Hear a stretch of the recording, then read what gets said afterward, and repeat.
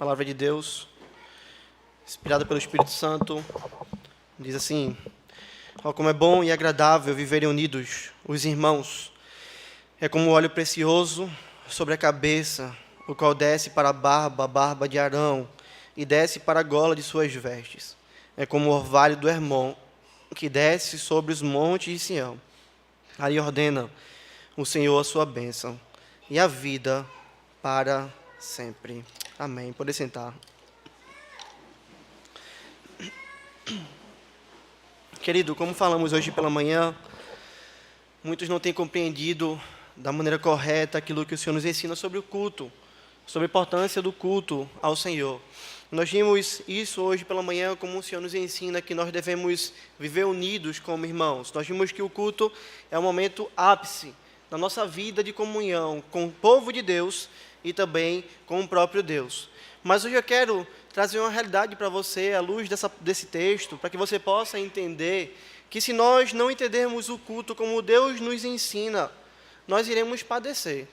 Veja, eu quero que você guarde isso logo no começo do sermão, porque esse texto nos mostra isso de uma maneira muito firme e muito clara.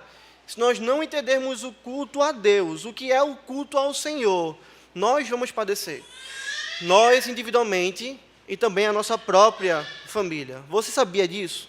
Eu não sei se você consegue entender essa realidade, mas muitas pessoas, muitas famílias têm padecido na caminhada por não compreenderem o culto ao Senhor. Não é incomum nós encontrarmos famílias sem perfume. Aquela família que você convive com elas, mas elas não chocam o mundo com um bom perfume de Cristo. Não é incomum nós encontrarmos casais que apenas são casais, e não modelos fiéis do relacionamento de Cristo com a sua igreja. Casais que, quando se juntam com as pessoas que não conhecem a Deus, com casais comuns desse mundo, são muito parecidos com eles. Agem como eles, falam como eles, convivem bem como eles. Casais que não chocam os ímpios com um modo de viver piedoso, com tratar ao outro de maneira piedosa, com tratar os seus filhos de maneira piedosa. Casais que não transparecem, não cheiram piedade. São famílias que os filhos também não cheiram, não exalam o bom perfume de Cristo Jesus como deveriam. Afinal, seus filhos não são disciplinados de acordo com a palavra de Deus. Seus filhos são desobedientes, são mal educados, se parecem muito com os filhos dos ímpios. São famílias que não criam crianças piedosas. Não é incomum, queridos, nós vemos pessoas dentro da igreja que vira e mexe estão falando: eu estou seco, eu estou sedento de Deus, meu coração está vazio, minha alma anda sequiosa. São pessoas que não possuem o coração cheio do Espírito Santo, um coração permeado pelo orvalho do Senhor, um coração que de fato é regado por Deus, e por isso andam sedentos do Senhor, secos do bom pastor, sem força, sem vontade para caminhar na vida cristã. Quem vive assim de fato padece. E sabe de uma coisa que é incomum à vida dessas pessoas? Você pode parar e checar. Essas famílias, essas pessoas não compreendem o que é o culto ao Senhor e como ele é importante na vida deles e na vida das suas famílias. É por isso, queridos irmãos, que nesse texto que nós começamos hoje pela manhã, estamos continuando agora à noite, nós aprendemos que o Senhor nos ensinou como é bom e agradável viverem unidos os irmãos. Nós vimos que nós somos como um corpo que vive juntos, um só corpo que divide a caminhada em direção ao novo céu e à nova terra, e que o ponto mais alto disso é o culto. Mas nós continuando nele, nós vamos ver de maneira muito clara como esse culto de fato é importante para a nossa vida. Afinal, quando nós seguimos no texto, nós vemos claramente que a sua continuidade nos leva ao templo. Nós já estávamos lá, mas agora nós somos mais levados ainda a entender um pouco melhor o que acontecia no templo, o que acontecia no culto ao Senhor. É isso que o texto nos leva, a comunhão dos santos. Sendo assim, querido irmão, que nós ouçamos, não a voz do nosso coração, que se nós olharmos para a nossa vida hoje, observarmos algo de errado na minha vida, algo de estranho na minha vida, eu não entendi ainda aquilo que Deus falou para mim na sua palavra, nós não nos firamos em ouvirmos isso. Pelo contrário, nós nos alegremos por meio da palavra de Deus. e nós ouçamos essa palavra de um Deus que quer inundar a nossa família com um rio de águas vivas, de um Deus que quer inundar a nossa vida com um rio de águas vivas, de um Deus que quer derramar óleo sobre nós, de um Deus que quer nos fazer perfumados, de um Deus que quer nos fazer homens e mulheres que exalem um bom perfume de Cristo, homens e mulheres regados, refrigerados pelo Deus que frutifica na nossa vida. Deus quer que nós sejamos como Ele, que nós nos pareçamos como Ele. E no seu culto, Ele faz isso conosco. É por isso que nesses 2 versículos nós podemos aprender 2 lições. E a primeira delas está no versículo 2, onde o Senhor nos ensina que no culto a Deus nós aprendemos que nós somos povo separado de Deus, um povo que exala o bom perfume de Cristo. Veja, nós somos o povo separado de Deus, um povo que exala o bom perfume de Cristo. É isso que esse versículo nos diz. É como óleo precioso sobre a cabeça, o qual desce para a barba de Arão, e desce para a gola de suas vestes. Talvez você tenha já lendo esse texto dizendo, não entendi nada, pastor. Como é que isso aqui tem a ver com eu ser um povo separado de Deus? Como é que isso aqui tem a ver com eu exalar o bom perfume de Cristo?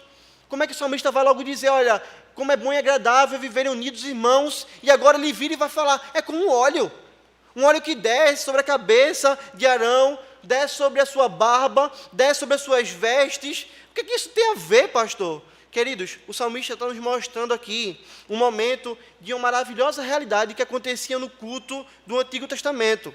Ele nos traz uma imagem muito preciosa para que nós possamos entender.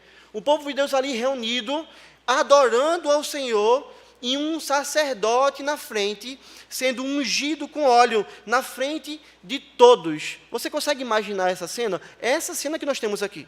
O povo de Deus reunido, um sacerdote na frente, outro homem vindo com óleo e derramando sobre a sua cabeça. Esse óleo descendo sobre a cabeça do sacerdote, veja, não era um pouquinho, a ideia de algo que de fato tinha muita quantidade. Imaginaria um jarro sendo derramado, talvez, um vaso de óleo sendo derramado. Esse óleo descendo sobre a barba do sacerdote. Se você já leu o Antigo Testamento, você sabe que o sacerdote precisava ter barba, era uma coisa necessária para ele. Esse óleo agora descendo sobre a gola das suas vestes, veja, tomando o corpo do sacerdote, essa figura que nós temos aqui. Mas para que nós possamos entender essa figura, assim como um judeu compreendia, nós precisamos entender o que é esse ritual. Nós precisamos entender o que é esse óleo, como esse óleo era feito, será que Deus deu instrução para isso ou não? Claro que sim. O salmista, ele está trazendo uma figura que era muito clara na mente do judeu. Uma cerimônia que era realizada no culto ao Senhor em determinadas circunstâncias, onde o Senhor nos disse sobre isso em Êxodo 30, se você quiser abrir, você pode, e você vai acompanhar a leitura do versículo 22 até o 33, para que você possa entender esse texto. Êxodo 30, 22 a 33. Esse texto é a chave para a gente entender o texto que nós estamos vendo.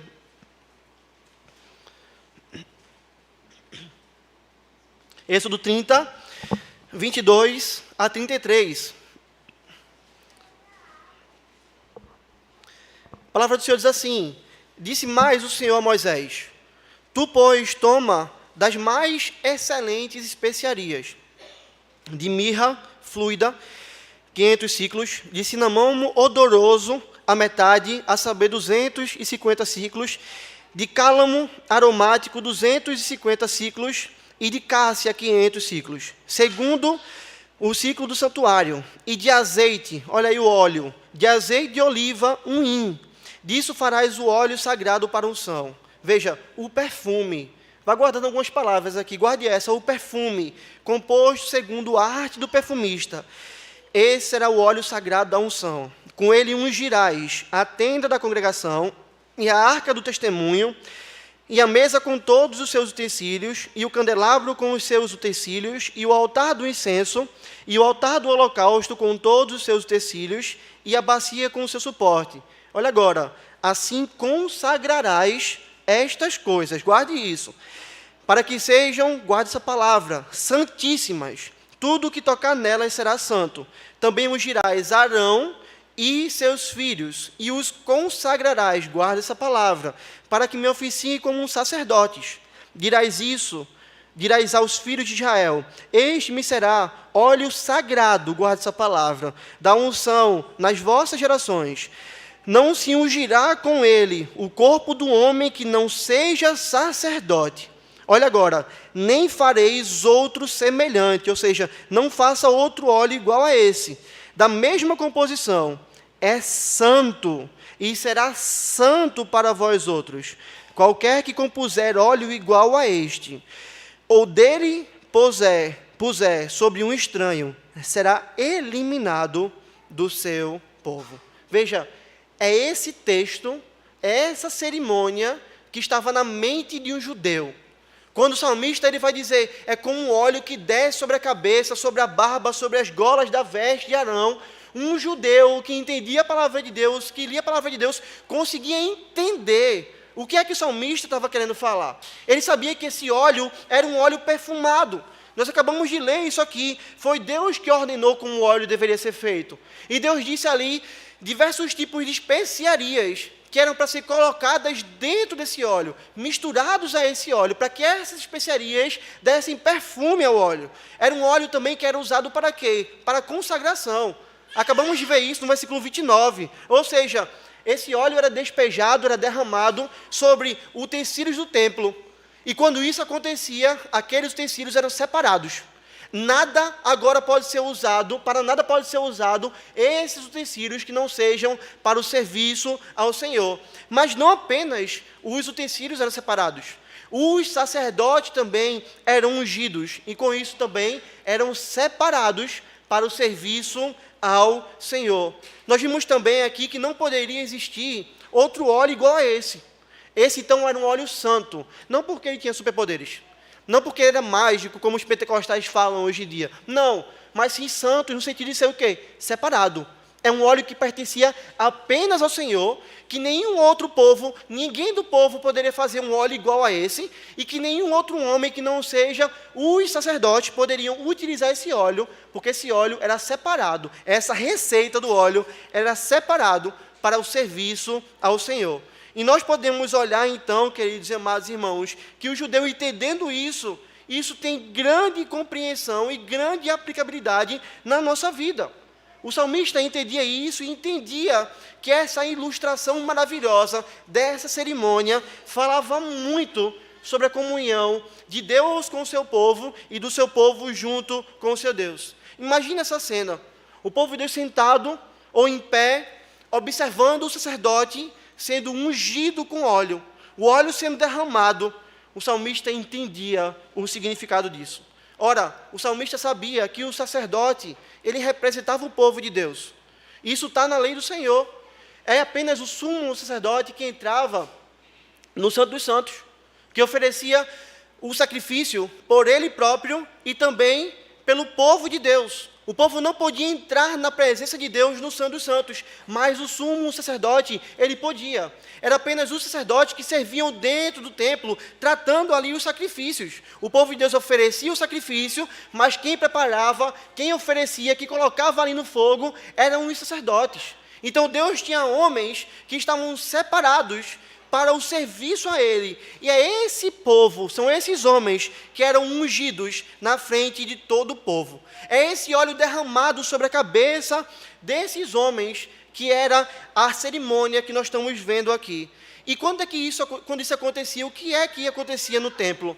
Imagina um óleo muito perfumado sendo derramado no nosso meio. Ora, o perfume se espalhava. O bom perfume desse óleo tomava o templo, inundava o templo, enchia o templo. Mas veja, não era o cheiro do sacerdote que se espalhava. Não era o cheiro de um homem. Não era a vida dele. Não era o perfume dele. Percebe isso? O que se espalhava era um óleo que Deus havia dado.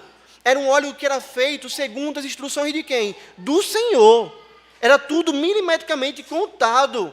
Era um óleo que era derramado por ordem do próprio Deus. Todo o povo de Deus, então, sentia esse bom perfume sendo derramado sobre os sacerdotes. E, queridos, é interessante que algo acontece conosco da mesma maneira como igreja neotestamentária.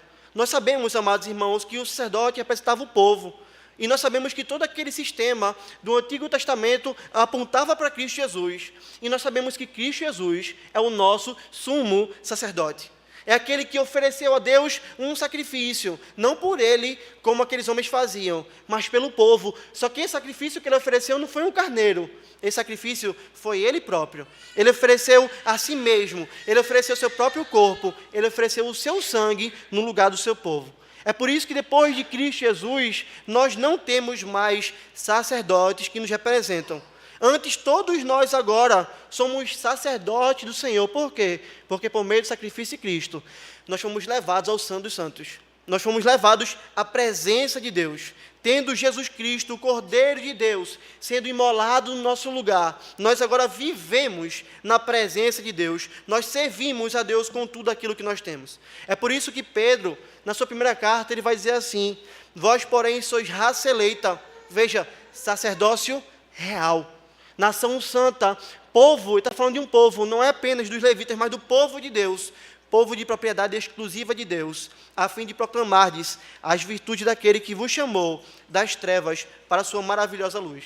Ou seja, Pedro está nos ensinando, nós agora, nós somos um sacerdócio real. Aquele sistema se passou e todos nós agora podemos entrar na presença de Deus sem um mediador como nós tínhamos, um homem falho, mas através de um mediador perfeito, Cristo Jesus, autor e consumador da nossa fé. E como um sacerdote do Senhor, nós também somos chamados para exalarmos esse bom perfume que Deus derrama na nossa vida, amados irmãos. Um perfume da mesma maneira, um perfume que não era nosso, um perfume que nós não produzimos, um perfume que não é de acordo com as nossas normas, que não é de acordo com aquilo que nós achamos. Um perfume que o próprio apóstolo Paulo, inspirado pelo Espírito Santo, vai nos dizer qual é. Lá em 2 Coríntios 2,15, Paulo vai dizer: porque nós somos para com Deus o bom perfume de Cristo. Olha que maravilha. Esse é o povo de Deus. Não um sacerdote perfumado apenas. Nós, o povo de Deus, os sacerdotes do Senhor, nós somos o bom perfume de Cristo, tanto para os que são salvos, como para os que se perdem. Queridos, nós somos o povo de Deus. E veja que bênção. Todo domingo, quando nós nos reunimos aqui para cultuar o Senhor, olha o que acontece conosco. Veja como o culto é importante. Nos reunimos aqui e vamos cultuar a Deus. Nós somos alimentados pelo Senhor. Nós somos nutridos pelo Senhor. Nós somos fortalecidos pelo Senhor por meio dos meios de graça. Somos fortalecidos pela sua palavra, somos fortalecidos pela comunhão dos santos, somos fortalecidos pelos sacramentos como ceia e batismo, somos fortalecidos através da oração.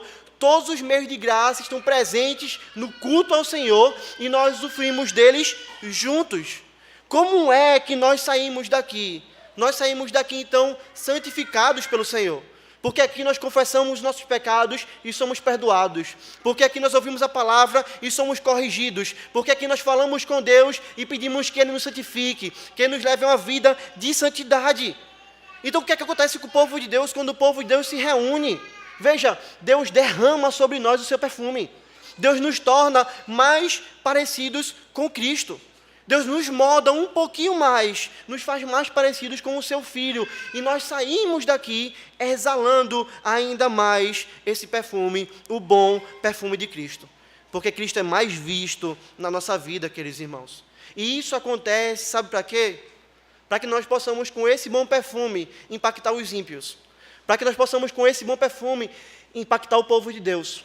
Porque o perfume de Cristo é para crentes e é para ímpios. Essa figura, queridos e amados irmãos, é maravilhosa. A figura do cheiro, a figura de um perfume sendo espalhado. Sabe por quê? Porque nós não conseguimos conter o cheiro. Já experimentou sentar do lado de alguém fedorento? Ele pode estar um pouco distante de você, mas você sente o cheiro.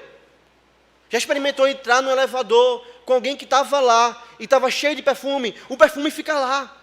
O perfume fica entranhado, o perfume toma conta de todo o elevador. Porque cheiro é algo que se espalha por todo o ambiente. Da mesma maneira, não dá para controlar o cheiro que nós, como povo de Deus, exalamos de Cristo Jesus. Sendo assim, amados irmãos, no domingo, quando nós nos juntamos para cultuar ao Senhor, um povo que exala o bom perfume de Cristo se ajunta, Deus derrama sobre nós mais desse perfume. Sabe o que deve acontecer? Um ímpio, quando chega aqui, ele deve ser impactado. Um ímpio, quando senta nessas cadeiras, ele deve ser impactado. Porque ele deve olhar e dizer, esse povo é um povo que vive diferente. Esse povo é um povo que age diferente. Esse é um povo acolhedor, esse é um povo que cuida. Esse é o povo que ama. Olha como as pessoas tratam umas às outras. Olha como o marido trata sua esposa. Olha como a esposa trata o marido. Olha como os filhos desse povo são disciplinados. Eles são diferentes. Porque nós exalamos o bom perfume de Cristo. É por isso que nós devemos amar esse lugar. Sabe por quê, irmãos? Porque não há povo tão cheiroso como nós somos. Não há povo que tem um perfume melhor do que o perfume que nós possuímos. É por isso que nós, quando nos juntamos aqui e somos abençoados pelo Senhor, nós saímos daqui e nós edificamos uma família perfumada. Nós edificamos um casamento perfumado. O nosso casamento choca a vida dos ímpios lá fora. Eles olham e veem uma realidade diferente. Olha que casal é esse. Olha como eles vivem. Olha como lidam com finanças. Olha como lidam um com o outro. Esse casal é diferente. Nós saímos daqui e edificamos filhos que são cheirosos, filhos que exalam o bom perfume de Cristo Jesus. Agora preste atenção, isso não acontece quando nós andamos sozinhos. Essa não é uma realidade que vai acontecer na sua vida se você andar só. A Escritura nos ensina isso de maneira muito clara. Isso começa em nós, como um povo de Deus, quando nós nos juntamos para adorarmos ao Senhor. Veja, é isso que o Salmo está nos ensinando, ó, como é bom e agradável os irmãos viverem unidos. É como óleo precioso, óleo perfumado, óleo que desce sobre a cabeça de Arão, barba e suas vestes. Deus está nos ensinando, de uma maneira muito clara, que nós recebemos mais desse bom perfume, quando nós estamos juntos como povo de Deus. É por isso que se nós não entendermos o culto ao Senhor, se nós não formos responsáveis com o culto ao Senhor, nós não vamos exalar o bom perfume de Cristo como nós deveríamos exalar. Porque nós não temos recebido dele como nós deveríamos receber. Mas não para por aí essa figura. Nós vimos também que a ideia do óleo era para ungir. E ungir é a ideia de separar para o serviço ao Senhor. A figura que nós temos é o sacerdote sendo ungido com óleo. Veja, o que nós estamos aqui vendo é aquele homem está sendo separado para um serviço específico. Irmãos, o culto nos mostra a mesma coisa. O culto nos mostra a mesma coisa. Nós, como um sacerdote do Senhor, quando deixamos nossa casa, deixamos nossas atividades, quando nós paramos o nosso lazer, quando nós deixamos de ir à praia, a uma festa, aniversário, ao shopping, a um jogo de futebol, ou a qualquer outra coisa que seja que não seja urgente, nós estamos declarando quando chegamos aqui, nós somos um povo separado. Nós somos um povo de Deus. Nós pertencemos a esse Senhor. Veja, aonde está o mundo agora? O que as pessoas que não conhecem a Cristo estão fazendo nesse momento?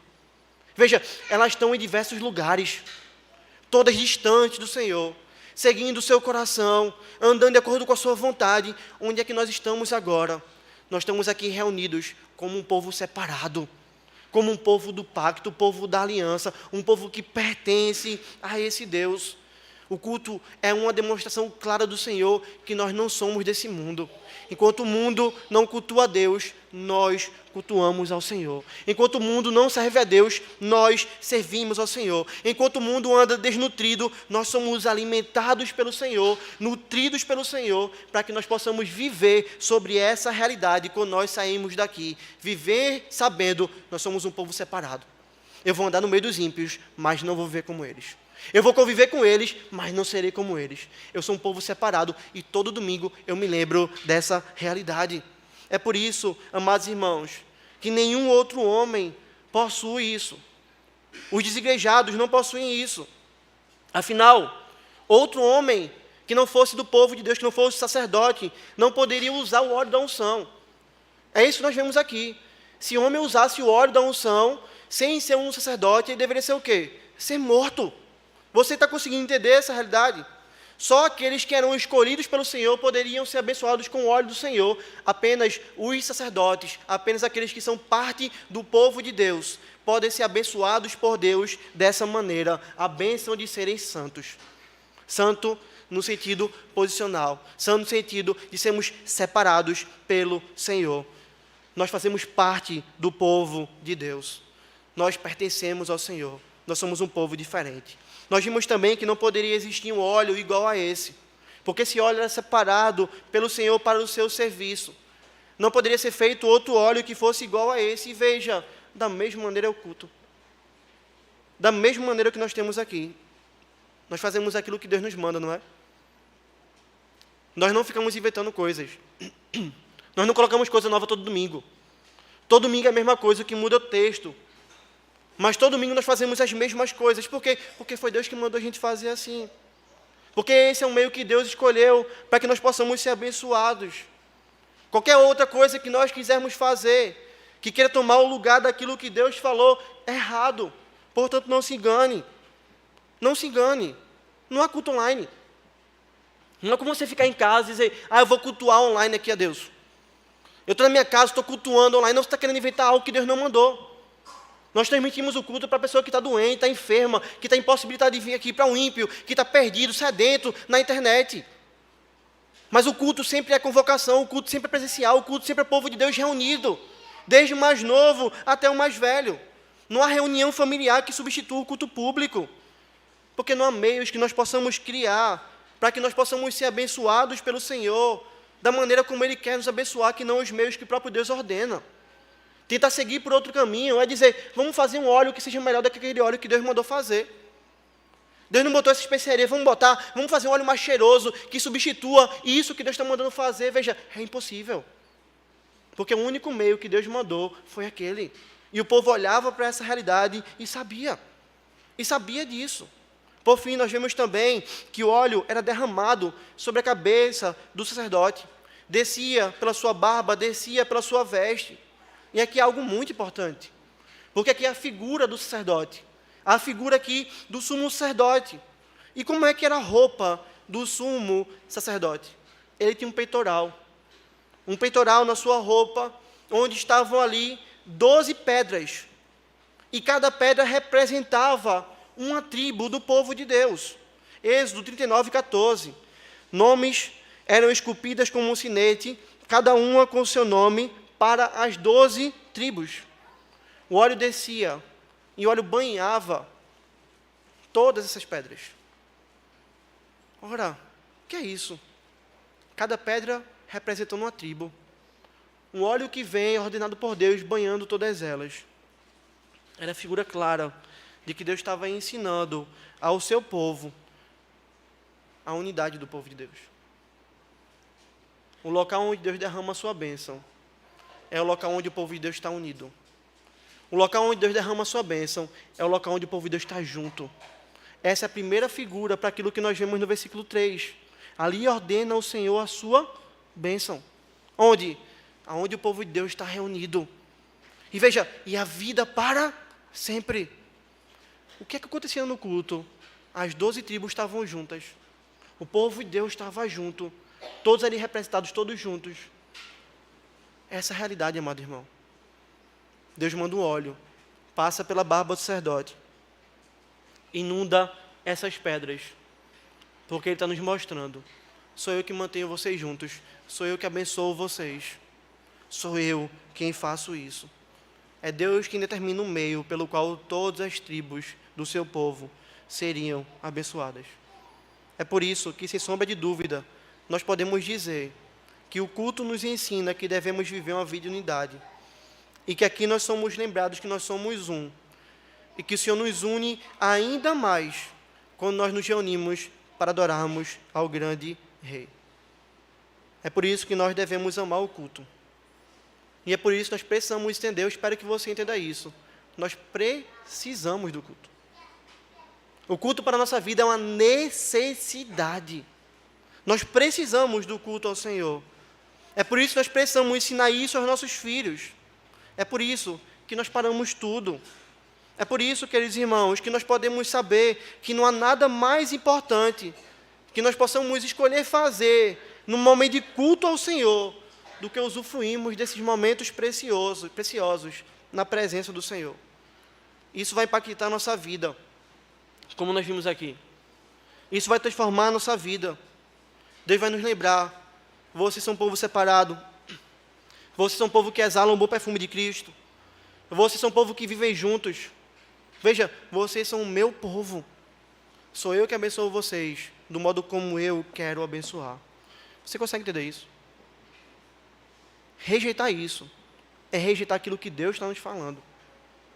Rejeitar isso é colher fruto de desobediência. Olha como é bom e agradável os irmãos viverem unidos, em comunhão. É como um óleo precioso sobre a cabeça de Arão, descendo para a sua barba, pelas golas da sua veste. Mas o texto segue e nos ensina também que o culto é muito importante para nós, porque é nele que Deus derrama sobre a nossa vida o seu orvalho. É aqui que Deus derrama sobre a nossa vida o seu orvalho. É como o orvalho do Hermon, que desce sobre os montes de Sião. Ali ordena o Senhor a sua bênção e a vida para sempre. Irmão viver unido, sacerdote sendo ungido, representando o povo de Deus, é como orvalho, que desce do monte Hermon, chega no monte Sião, e é nesse lugar, onde o meu povo vive reunido, que eu derramo, diz o Senhor, a minha bênção, que eu ordeno a minha bênção, e a vida para sempre. Quando nós vivemos unidos assim, irmãos, quando nós estamos como nós estamos agora, e saímos daqui também vivemos uma vida de unidade, o Senhor está nos ensinando que isso é como um orvalho do Hermon, que desce sobre o monte Sião. Talvez esteja olhando para isso da mesma maneira que você olhou anteriormente para o óleo. O quê? Não entendi nada. Hermon, Sião, orvalho. O que quer dizer isso? Ora, se lembre que o texto está sendo escrito para judeus que entendiam da sua geografia. A geografia era algo muito importante para o povo judeu. O povo era um povo que vivia de terra, que vivia de plantar e colher. Era um povo que sabia que tinha inimigos ao seu redor, que poderiam derrotá-lo. O povo precisava saber onde tem monte, onde tem vale, onde tem rio, onde planta dá, onde está seco. O povo judeu compreendia a sua geografia. O salmista está falando isso porque ele compreende a geografia do seu tempo. A nossa confissão de fé vai dizer isso. O Senhor usou a inteligência dos homens, a capacidade dos homens para inspirar a sua palavra. É isso que Deus está fazendo aqui. E o salmista está falando para a gente porque ele está falando de um momento em que aquele povo entendia claramente e que nós precisamos estudar para poder compreender. Ora, o que é um monte Hermon? Qual é esse monte? Era um monte alto. Era um monte maior do que o monte Sião. Era um monte que possuía neve. E agora nós podemos entender um pouco melhor o que acontecia. Um monte perto, com uma distância relativamente próxima do monte Sião. Um monte grande, cheio de neve. O que acontece com esse monte? Ora, uma grande umidade fresca vinda desse monte, carregado de neve, descia do monte Hermon e cobria a terra ao seu redor. Inclusive Jerusalém, inclusive o monte Sião. E veja que coisa interessante para você entender como ele está falando do culto. Compreenda isso com clareza, olhando para o texto, para você não achar, pastor, está inventando. Veja, é como o orvalho do monte Hermon, que desce sobre os montes, o quê? De Sião. Tinham montes ao redor do monte Sião, mas ele está falando do monte específico. Onde é que estava o templo? No monte Sião. É essa figura que o salmista está trazendo. O orvalho desce do Hermon, mas ele chega aos montes de Sião, ele repousa sobre o templo. Ele está no local onde o povo de Deus está reunido. É a figura da unidade. Uma grande umidade fresca cobria a terra ao seu redor. Refrescava ao seu redor. Trazia refrescância, umidade naquele terreno, que era o terreno seco. O que é que isso está nos mostrando, irmãos? A figura aqui é: o Senhor é aquele que refresca a nossa alma seca. O Senhor é aquele que molha a nossa terra rachada. O Senhor é aquele que transforma o deserto do nosso coração num pomar frutífero, num pomar belíssimo. É isso que o Senhor faz. E quando o Senhor faz isso? Quando nós estamos unidos.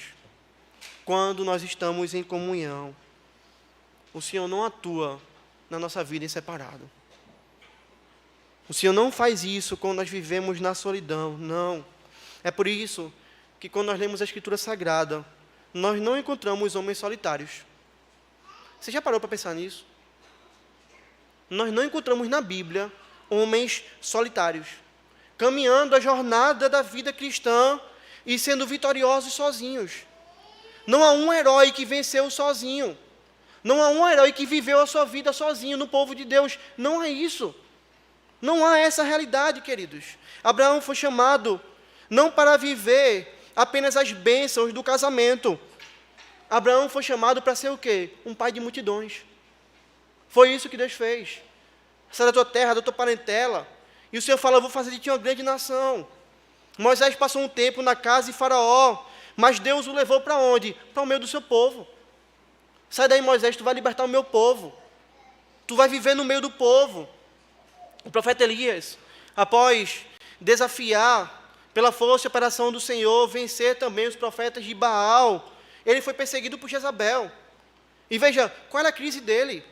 Ele achou que ele estava só.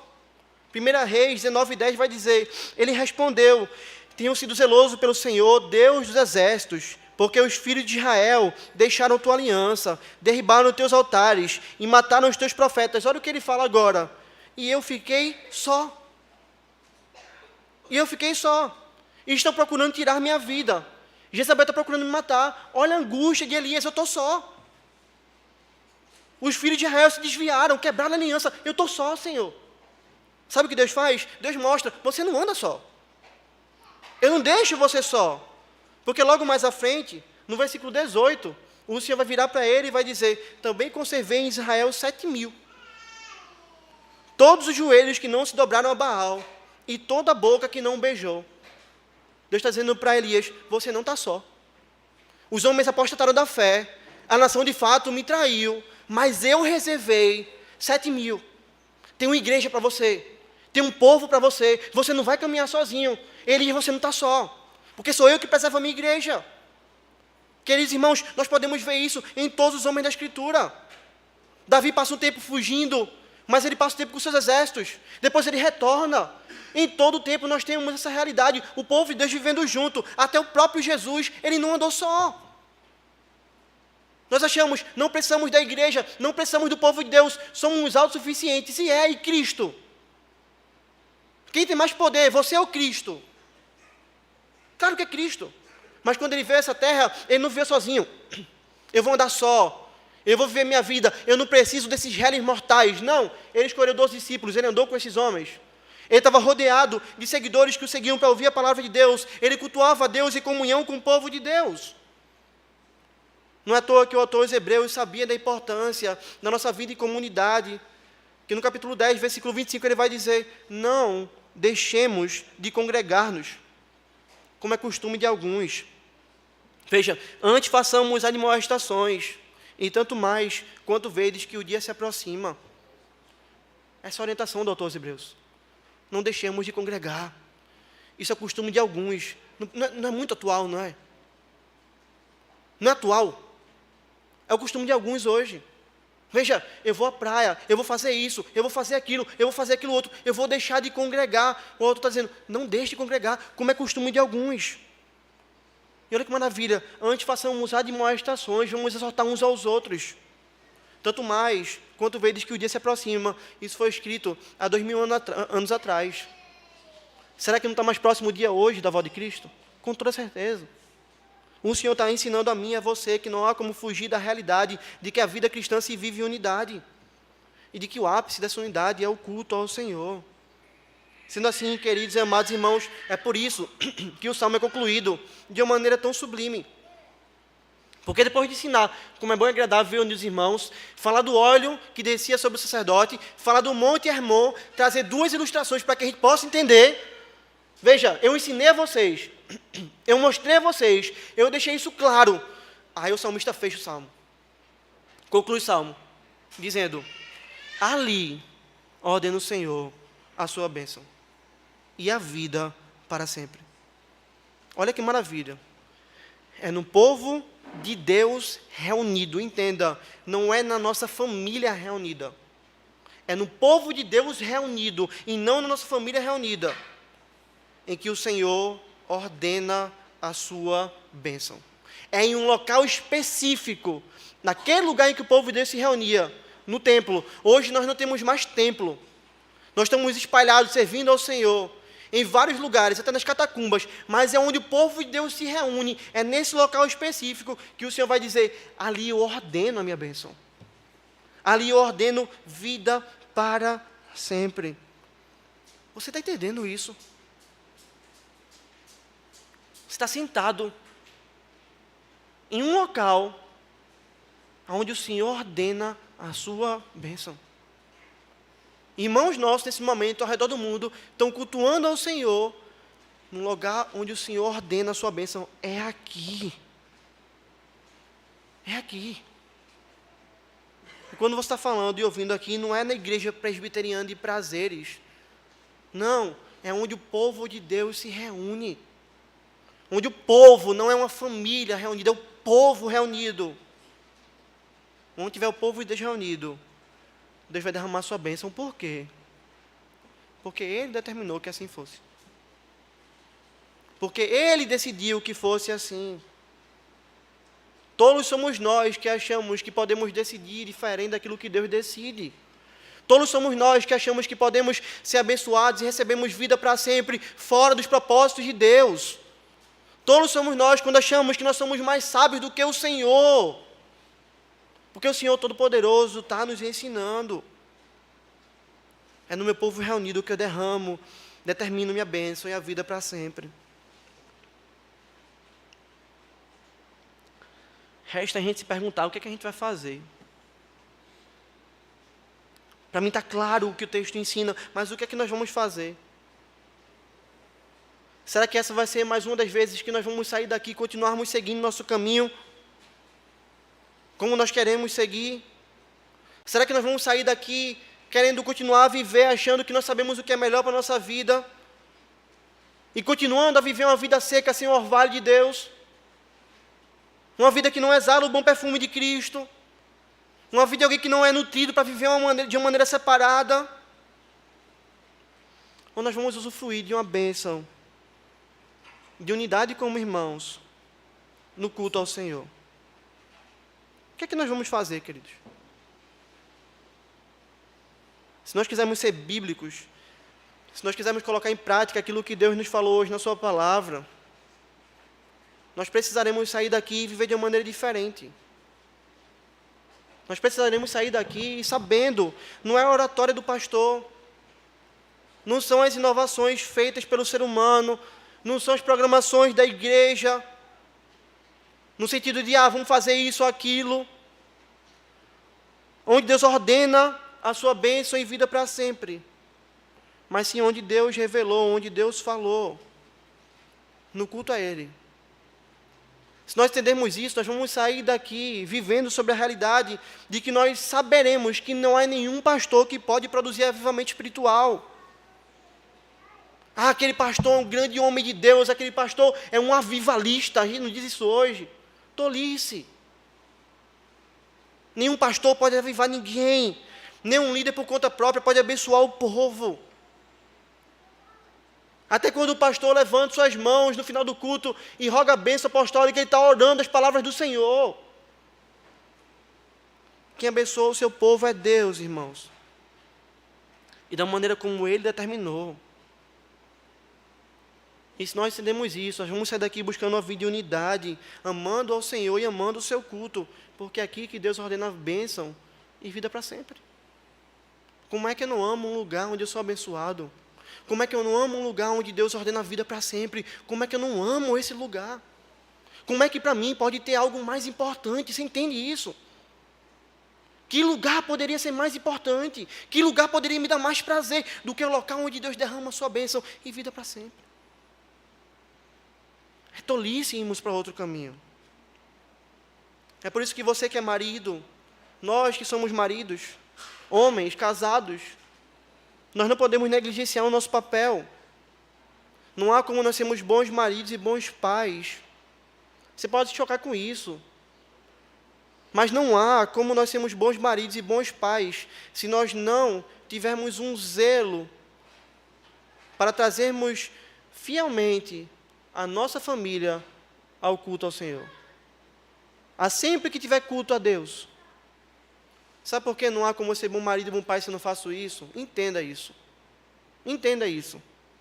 Porque quando eu não faço isso, quando eu não sou zeloso por trazer a minha família ao culto, por conduzi-la ao culto, quando eu entendo que esse é apenas mais um momento como outro qualquer, quando eu acho que é melhor ir para qualquer outro lugar, para agradar as pessoas, para estar com a família, ou etc., eu estou dizendo, eu estou privando a minha família de estar no local onde Deus ordena a sua bênção e a vida para sempre.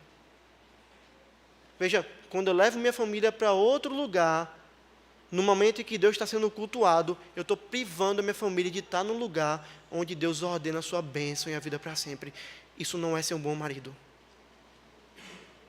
Isso não é ser um bom pai. Se nós assim procedemos, nós não estamos amando a nossa família. Veja como às vezes nós somos tolos. Eu não posso privar meu filho de ir para a escola, porque senão ele vai ficar burro. Mas eu posso privar meu filho de ir ao culto, local onde Deus ordena a bênção e vida para sempre. Isso é tolice. Não posso privar meu filho de ir ao médico, porque senão ele pode continuar doente. Mas eu posso privá-lo do local onde Deus salva pecadores.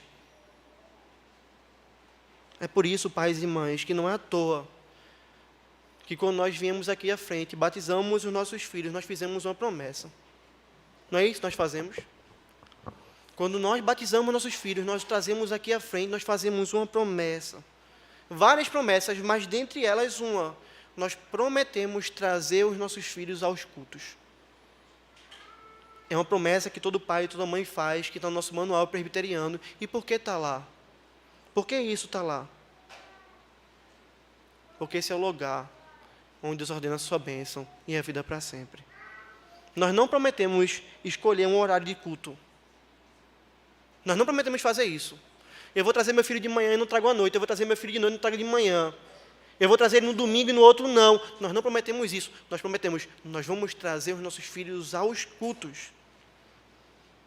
E nós fazemos isso, amados irmãos, porque nós estamos batizando nossos filhos na nossa fé.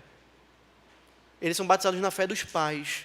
Nós fazemos isso porque nós temos uma esperança. O pai que não tem essa esperança é tolo e batiza seu filho em vão. Nós batizamos eles porque nós sabemos que eles são filhos da aliança, eles vão crescer debaixo da aliança, eles vão aprender a servir o Deus da aliança, e eu vou ensinar eles a servirem o Deus da aliança, porque quando eles crescerem, se o Senhor operar na vida deles, eles vão ser salvos.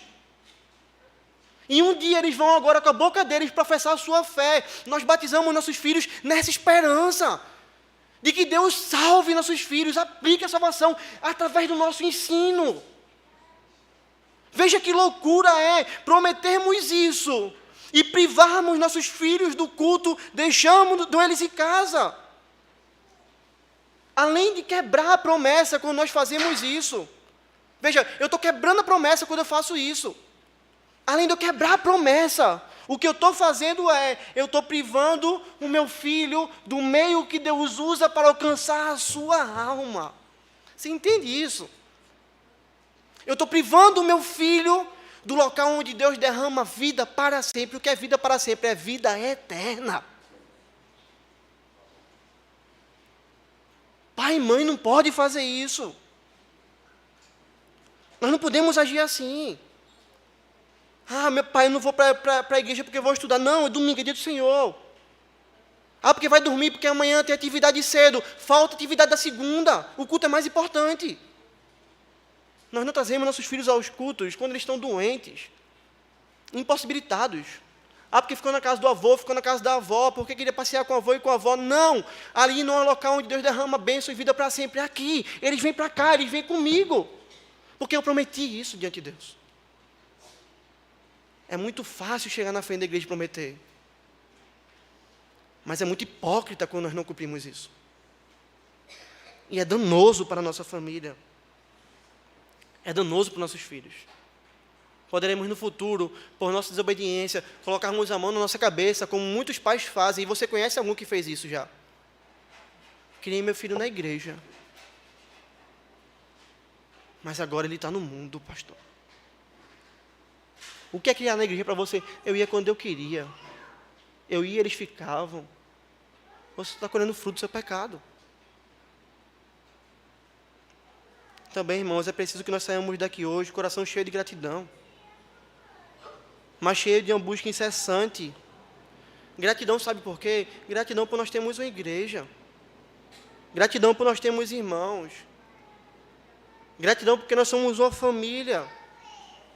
Quantas pessoas hoje não possuem uma igreja para poder cultuar o Senhor? Nós temos isso. Quantas pessoas hoje estão no local e não tem uma igreja bíblica? Nós temos isso pela graça de Deus. Mas além de gratidão, é preciso um coração cheio de busca a Deus. Um coração que clama a Deus e diz, ajuda-me, Senhor. Ajuda-me a amar o Senhor, ajuda-me a amar o seu culto, ajuda-me a amar a tua igreja, ajuda-me a amar os meus irmãos, Senhor. Ajuda-me, Senhor, a ser bênção na vida dos meus irmãos, ajuda-me a ser alguém que espalha o bom perfume de Cristo, que as pessoas que estão do meu lado se choquem, que a minha família choque as outras pessoas, que os meus filhos choquem essas pessoas, ajuda-me a ser assim, Senhor. O Senhor me salvou para isso.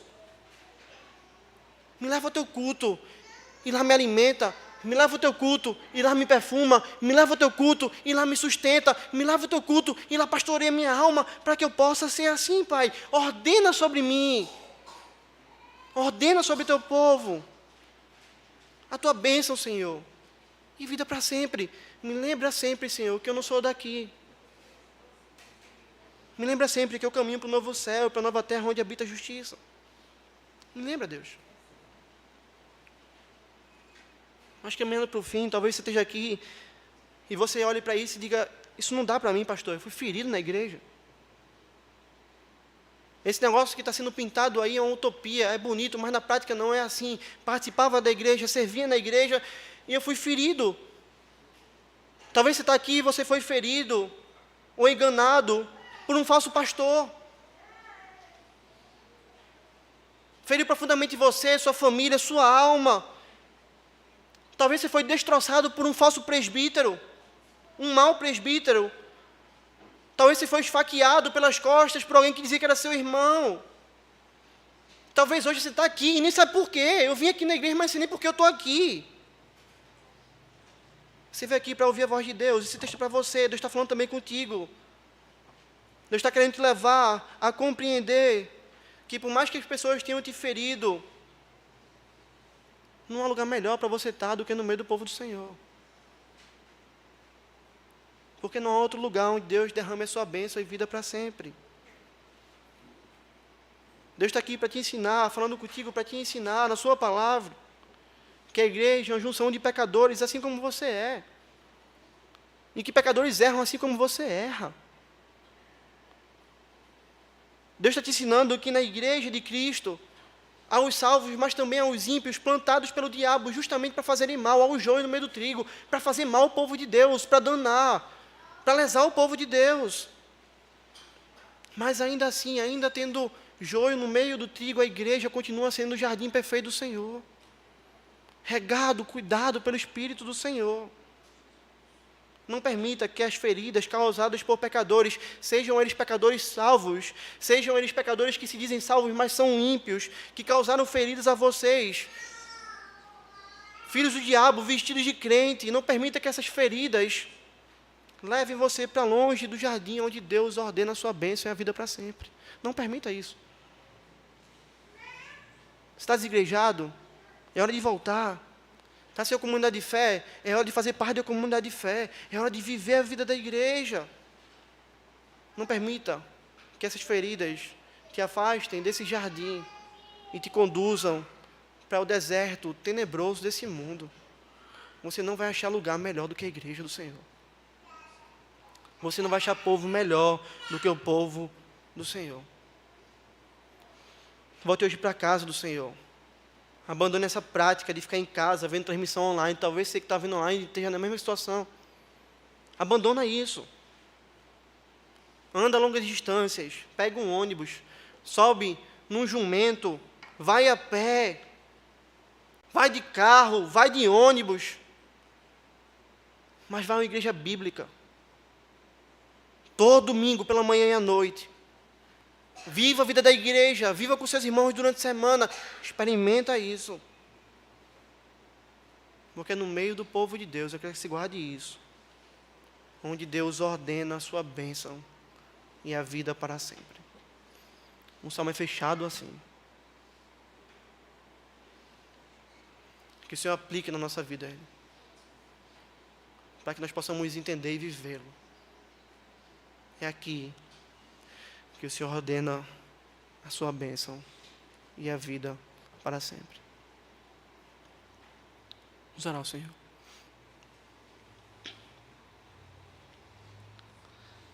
Ordena sobre nós, Senhor, a tua bênção e a vida para sempre, Pai. Na nossa unidade como povo de Deus. Faz isso, Senhor. E se falta unidade, perdoa-nos e restaura-nos. Se falta compromisso, Senhor, na nossa família, se falta responsabilidade na nossa vida como pais, em trazermos nossa família ao culto, Senhor, perdoa-nos, Senhor. E restaura-nos, Senhor. Se há um senso, Pai, de que nós podemos escolher os momentos, vir apenas um culto, não vir quando nós não queremos, perdoa-nos, Senhor. Ó Deus, tudo aquilo que houver, que seja contrário àquilo que nós ouvimos, perdoa-nos, Senhor. E faz aquilo que só o Senhor pode fazer, aviva a tua igreja. Aviva o teu povo, Senhor.